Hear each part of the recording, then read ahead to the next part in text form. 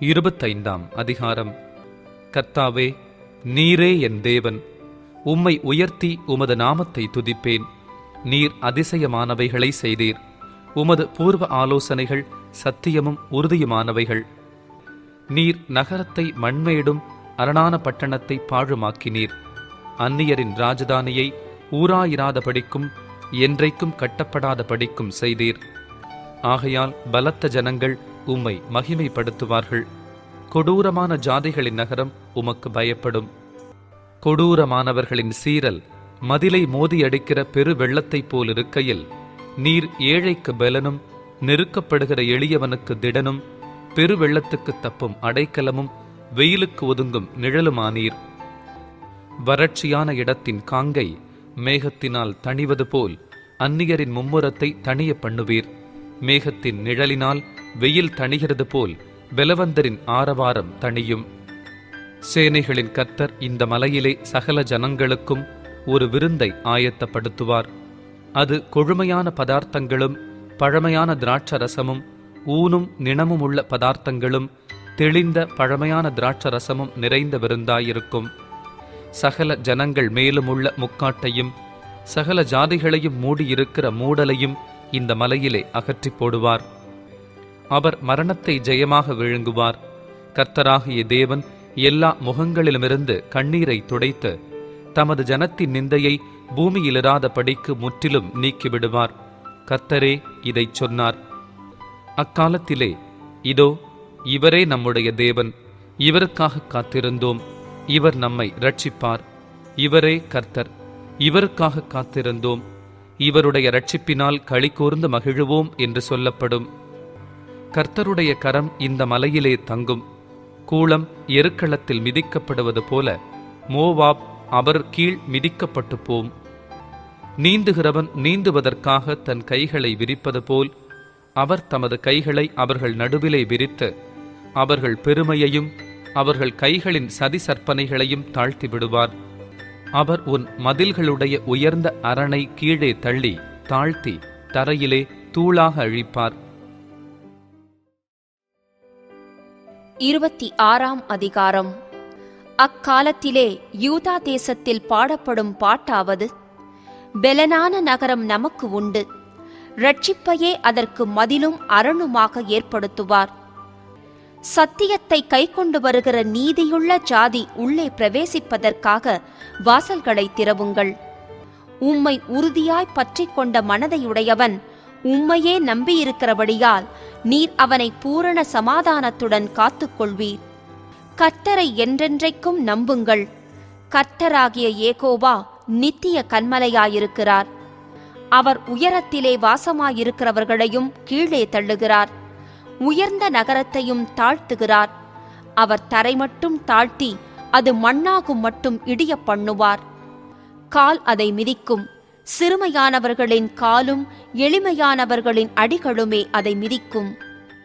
நீதிமானுடைய பாதை செம்மையாயிருக்கிறது. மகா நீதிபரராகிய நீர் நீதிமானுடைய பாதையை செம்மைப்படுத்துகிறீர். கர்த்தாவே, உம்முடைய நியாய தீர்ப்புகளின் வழியிலே உமக்கு காத்திருக்கிறோம். உமது நாமமும் உம்மை நினைக்கும் நினைவும் எங்கள் ஆத்தும வாஞ்சையாயிருக்கிறது. என் ஆத்துமா இரவிலே உம்மை வாஞ்சிக்கிறது. எனக்குள் இருக்கிற என் ஆவியால் அதிகாலையிலும் உம்மை தேடுகிறேன்.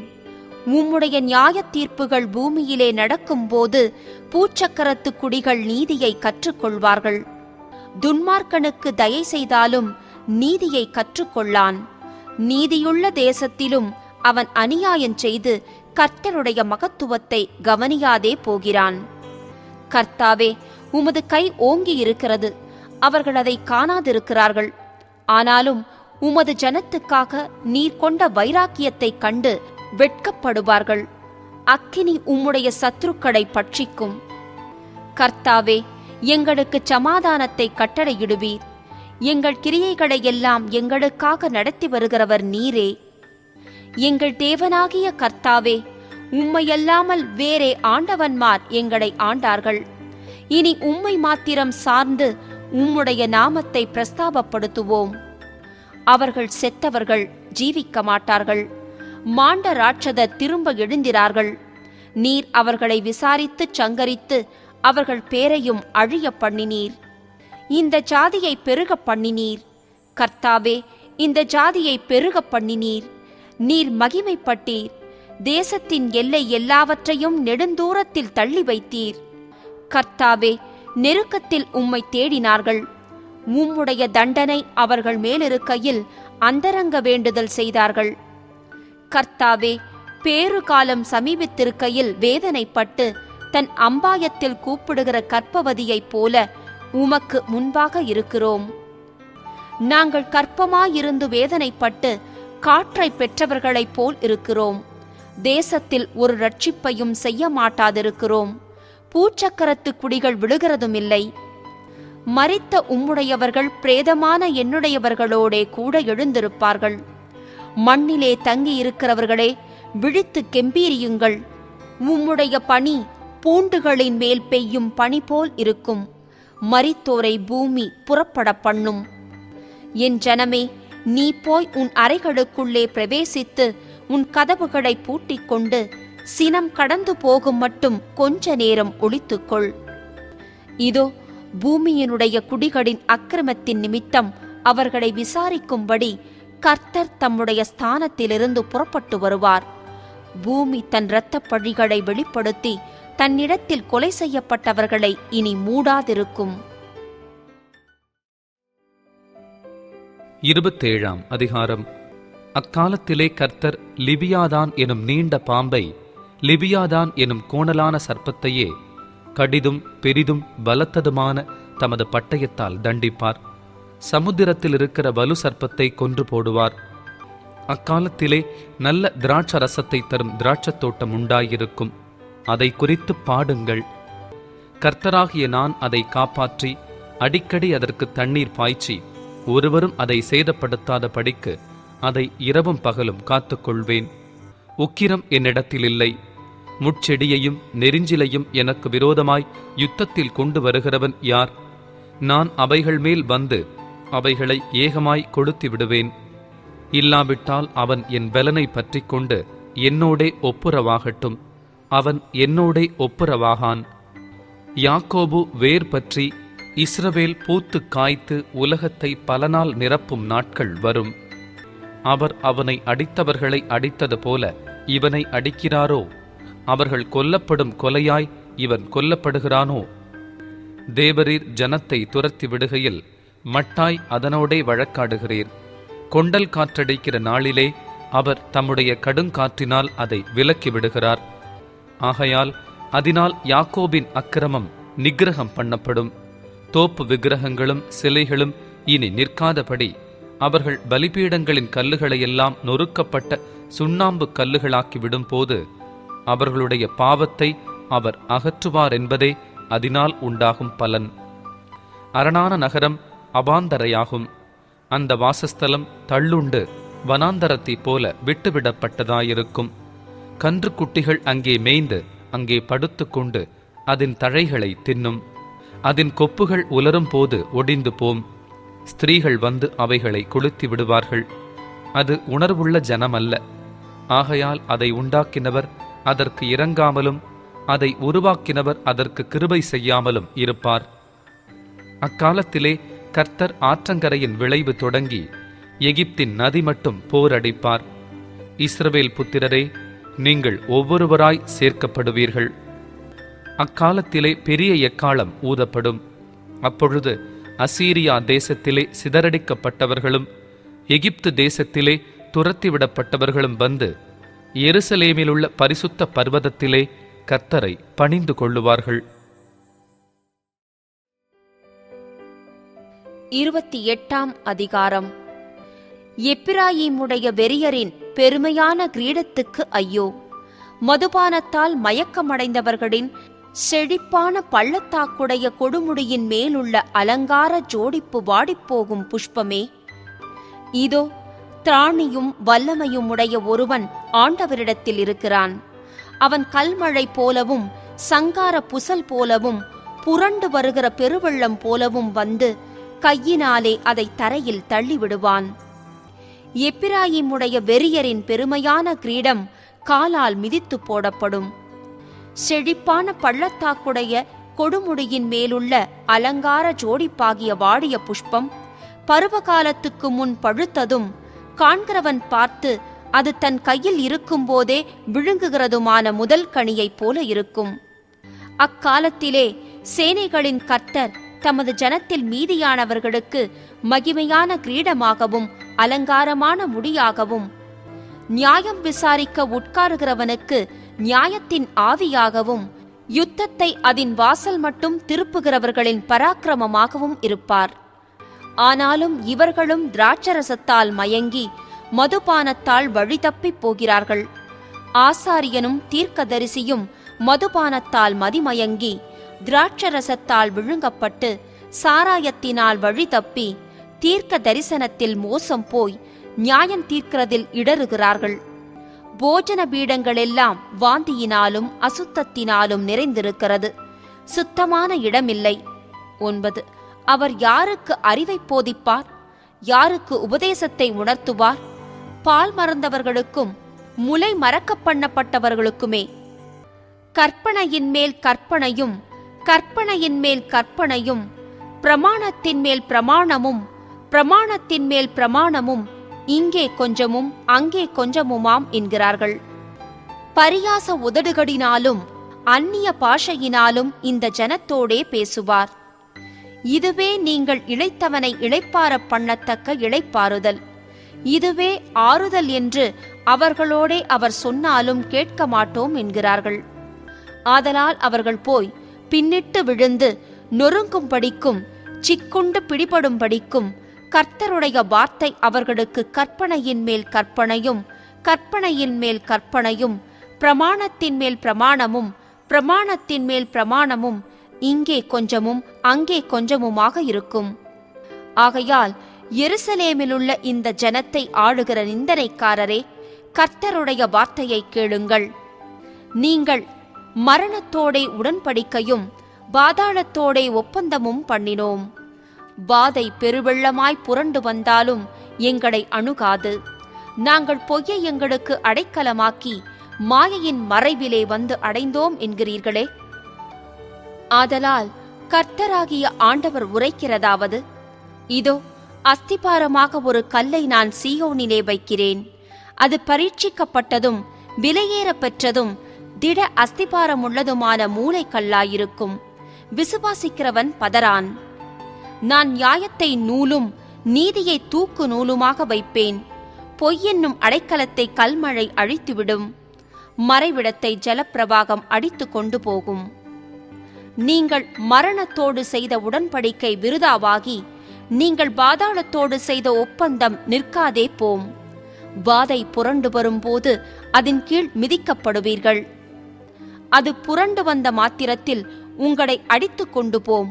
அது நாள்தோறும் இரவும் பகலும் புரண்டு வரும். அதை பற்றி பிறக்கும் செய்தியை கேட்பதும் சஞ்சலத்தை உண்டாக்கும்.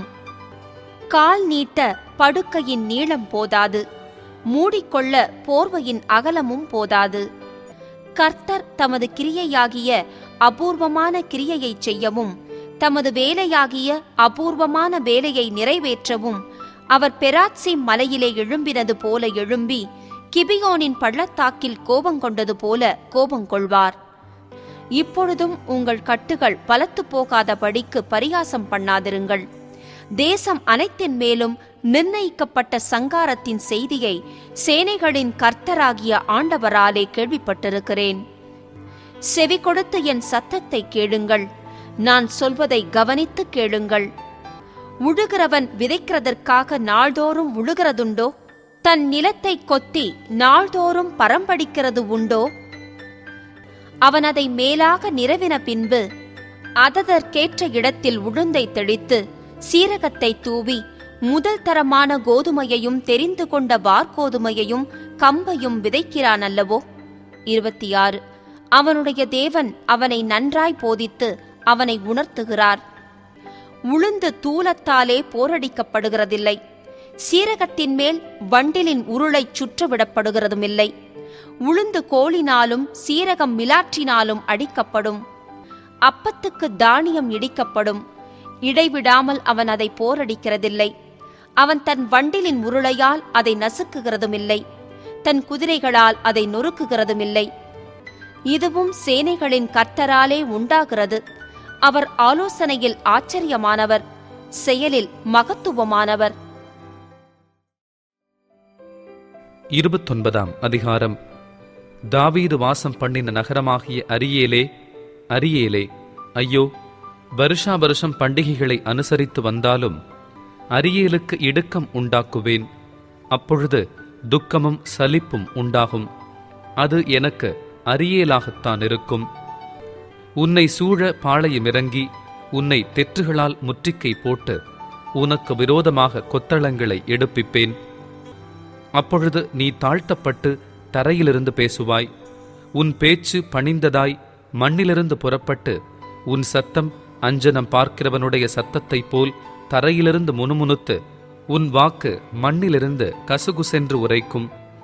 உன்மேல் வருகிற அந்நியரின் திரள் பொடித்தூளத்தனையாகவும் பலவந்தரின் திரள் பறக்கும் பதர்களத்தனையாகவும் இருக்கும்.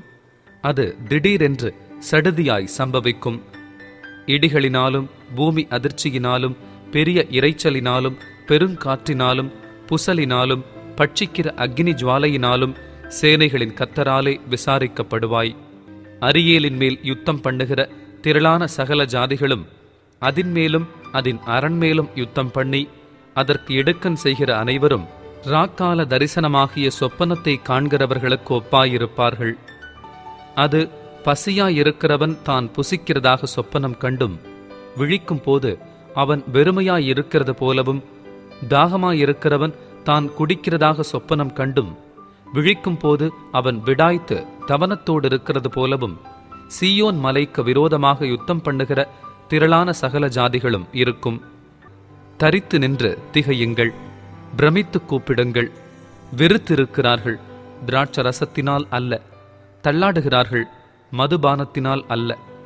கர்த்தர் உங்கள் மேல் கன நித்திரையின் ஆவியை வரப்பண்ணி உங்கள் கண்களை அடைத்து ஞான திருஷ்டிக்காரராகிய உங்கள் தீர்க்க தரிசிகளுக்கும் தலைவர்களுக்கும் முக்காடு போட்டார். ஆதலால் தரிசனமெல்லாம் உங்களுக்கு முத்திரிக்கப்பட்ட புஸ்தகத்தின் வசனங்களைப் போலிருக்கும். வாசிக்க அறிந்திருக்கிற ஒருவனுக்கு அதை கொடுத்து, நீ இதை வாசி என்றால் அவன், இது என்னால் கூடாது, இது முத்திரித்திருக்கிறது என்பான். அல்லது வாசிக்க தெரியாதவனிடத்தில் புஸ்தகத்தை கொடுத்து, நீ இதை வாசி என்றால் அவன், எனக்கு வாசிக்க தெரியாது என்பான். இந்த ஜனங்கள் தங்கள் வாயினால் என்னிடத்தில் சேர்ந்து தங்கள் உதடுகளினால் என்னை கனம் பண்ணுகிறார்கள். அவர்கள் இருதயமோ எனக்கு தூரமாய் விலகி இருக்கிறது. அவர்கள் எனக்கு பயப்படுகிற பயம் மனுஷராலே போதிக்கப்பட்ட கற்பனையாயிருக்கிறது. ஆதலால் இதோ, நான் அற்புதமும் ஆச்சரியமுமான பிரகாரமாக இந்த ஜனங்களுக்குள்ளே ஒரு அதிசயத்தை செய்வேன். அவர்களுடைய ஞானிகளின் ஞானம் கெட்டு அவர்களுடைய விவேகிகளின் விவேகம் மறைந்து போகும் என்று ஆண்டவர் சொல்லுகிறார். தங்கள் ஆலோசனையை கர்த்தருக்கு மறைக்கும்படிக்கு மறைவிடங்களில் ஒளித்து தங்கள் கிரியைகளை அந்தகாரத்தில் நடப்பித்து, நம்மை காண்கிறவர் யார், நம்மை அறிகிறவர் யார் என்கிறவர்களுக்கு ஐயோ! ஆ, நீங்கள் எவ்வளவு மாறுபாடுள்ளவர்கள்! குயவன் களிமண்ணுக்கு சமானமாக எண்ணப்படலாமோ? உண்டாக்கப்பட்டது தன்னை உண்டாக்கினவரை குறித்து, அவர் என்னை உண்டாக்கினதில்லை என்றும், உருவாக்கப்பட்டது தன்னை உருவாக்கினவரை குறித்து, அவருக்கு புத்தியில்லை என்றும் சொல்லத்தகுமோ? இன்னும் கொஞ்ச காலத்தில் அல்லவோ லீபனோன் செழிப்பான வயல்வெளியாக மாறும். செழிப்பான வயல்வெளி காடாக எண்ணப்படும். அக்காலத்திலே செவிடர் புஸ்தகத்தின் வசனங்களை கேட்பார்கள். குருடரின் கண்கள் இருளுக்கும் அந்தகாரத்துக்கும் நீங்களாகி பார்வையடையும். சிறுமையானவர்கள் கர்த்தருக்குள் மிகவும் மகிழ்ந்து, மனுஷரில் எளிமையானவர்கள் இஸ்ரவேலின் பரிசுத்தருக்குள் களி கூறுவார்கள். கொடியன் அற்றுப்போவான், சக்கந்தக்காரன் இல்லாமற் போவான். ஒரு வார்த்தையின் நிமித்தம் மனுஷனை குற்றப்படுத்தி நியாயவாசலில் தங்களை கடிந்து கொள்ளுகிறவனுக்கு கண்ணி வைத்து நீதிமானை நிர்நிமித்தமாய் துரத்தி இப்படி அக்கிரமம் செய்ய வகை தேடுகிற யாவரும் சங்கரிக்கப்படுவார்கள். ஆகையால் ஆபிரகாமை மீட்டுக்கொண்ட கர்த்தர் யாக்கோபின் வம்சத்தை குறித்து, இனி யாக்கோபு வெட்கப்படுவதில்லை, இனி அவன் முகம் செத்துப்போவதுமில்லை. அவன் என் கரங்களின் செயலாகிய தன் பிள்ளைகளை தன் நடுவிலே காணும்போது என் நாமத்தை பரிசுத்தப்படுத்துவார்கள். யாக்கோபின் பரிசுத்தரை அவர்கள் பரிசுத்தப்படுத்தி இஸ்ரவேலின் தேவனுக்கு பயப்படுவார்கள். வழுவிப் போகிற மனதை உடையவர்கள் புத்திமான்களாகி முறுமுறுக்கிறவர்கள் உபதேசம் கற்றுக்கொள்ளுவார்கள். 30ஆம் அதிகாரம்.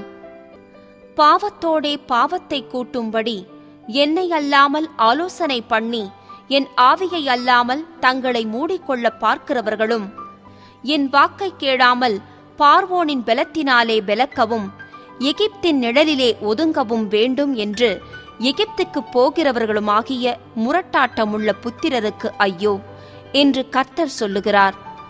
பார்வோனுடைய பெலன் உங்களுக்கு வெட்கமாகவும் எகிப்தினுடைய நிழலொதுக்கு உங்களுக்கு லஜ்ஜையாகவும் இருக்கும். அவர்கள் பிரபுக்கள் சோவானிலே போய் அவர்கள் ஸ்தானாபதிகள் ஆனேஸ் மட்டும் சேர்கிறார்கள்.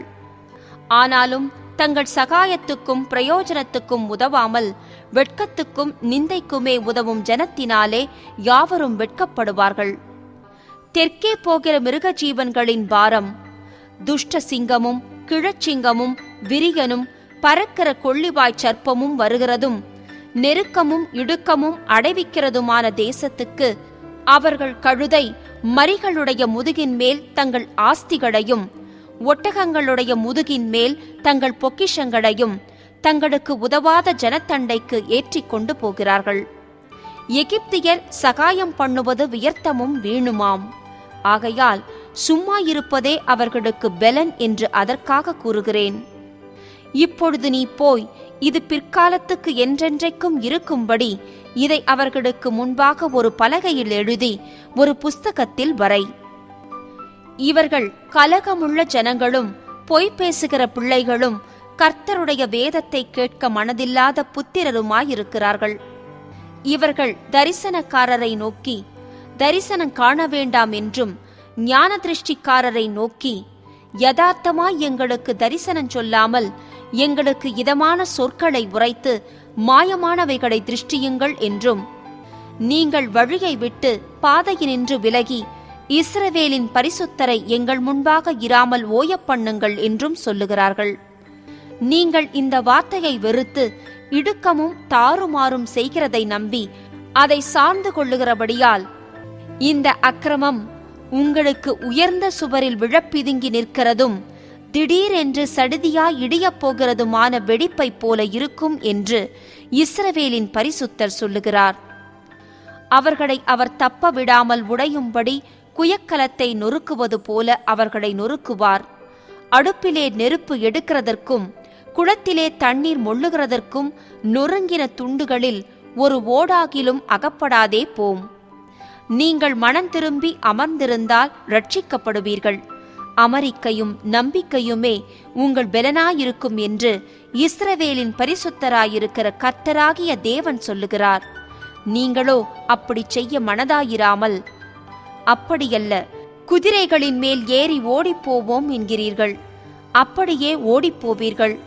வேகமான வாகனங்களின் மேல் ஏறிப்போவோம் என்கிறீர்கள். அப்படியே உங்களை துரத்துகிறவர்கள் வேகமாய் துரத்துவார்கள். நீங்கள் மலையுச்சியின் மேல் ஒரு கம்பத்தைப் போலவும் மேட்டின் மேல் ஒரு கொடியைப் போலவும் மீந்திருக்குமட்டாக ஒருவன் பயமுறுத்த 1000 பேரும் 5 பேர் பயமுறுத்த நீங்கள் அனைவரும் ஓடிப்போவீர்கள். ஆனாலும் உங்களுக்கு இறங்கும்படி கர்த்தர் காத்திருப்பார்.